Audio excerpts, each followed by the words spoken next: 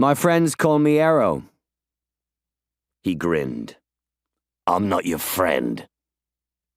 Rek pointed his sword menacingly in the smoky air. This was going wonderfully. Cards were always a weakness for Arrow. He loved the slow, tantalizing progression of a great hand played out perfectly, the unknown outcome of the game as the first card was dealt, and the mystery of players and their participation. What they brought to the table and what absence was felt when they left the game. Accomplished card players never revealed any obvious details until the game reached its epic conclusion. Sometimes it was not about winning the hand. Sometimes it was about the journey itself. Error's head was spinning from the smoke billowing out from a scorched fireplace in the corner of the dimly lit tavern. He could smell the matured odor of 1,000 former clients and the sweetness of fresh sawdust concealing unwelcome wastes under his feet, but mostly he could smell the liquor that stood at attention in a clear goblet in front of him. He knew he must be on his 5th glass already, or maybe his 9th. His heart was beating out of rhythm, and he was feeling right at home. "You dealt from the bottom, and I've had enough!" cried the behemoth with the sword, whose tip remained steady, lingering menacingly close to his forehead.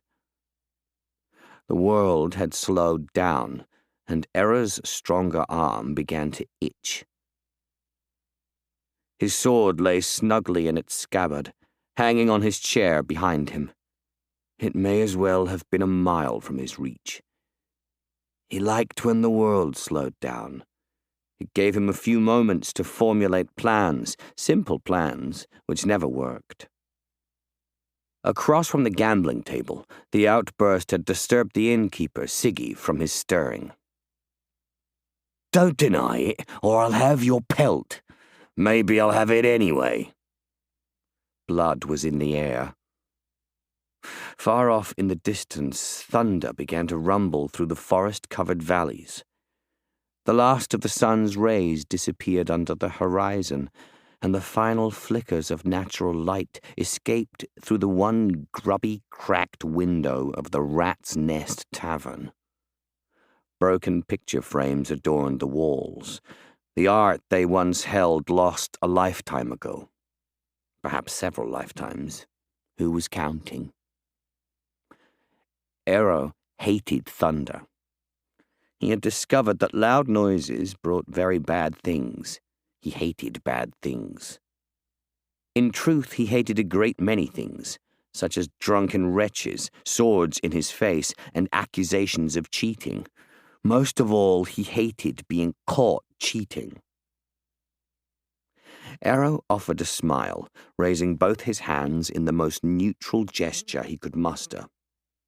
A mere misunderstanding between comrades of the road. He wondered if his opponent wandered the wastes like himself, or was the tall warrior weighed down by a mate and a life of boredom. Arrow didn't want a mate. He reminded himself of this almost every day. He was far too young, having been born in the last year of the faction wars, almost 2 decades ago.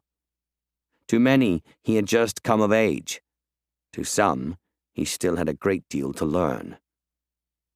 The weapon's tip came a little closer and grabbed his attention. 2 farmers dressed in their finest work clothes sat at the table in stony silence, watching the events unfold. They were not part of this fight. They held their cards close to their chests, eager to live through the oncoming storm. The volatile atmosphere was about to explode, and they wanted little part in the fireworks.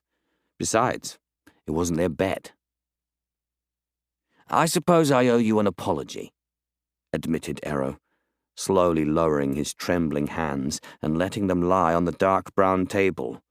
"You owe me more than that!" Rek roared. The weapon shifted menacingly with every word. "Let me buy you a drink and we'll be square," he countered, smiling his best "don't stab me" smile. Many females would swoon at his disarming charms, sharp, attractive features with eyes that dazzled. Rek was unmoved. A flash lit up the night sky, and for a moment the room was illuminated. "My apologies. I offer a drink in reparation."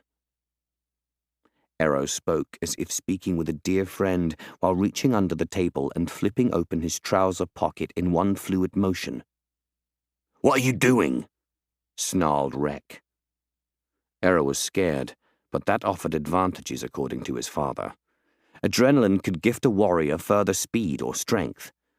Not a great deal, but sometimes enough to be the difference in battle.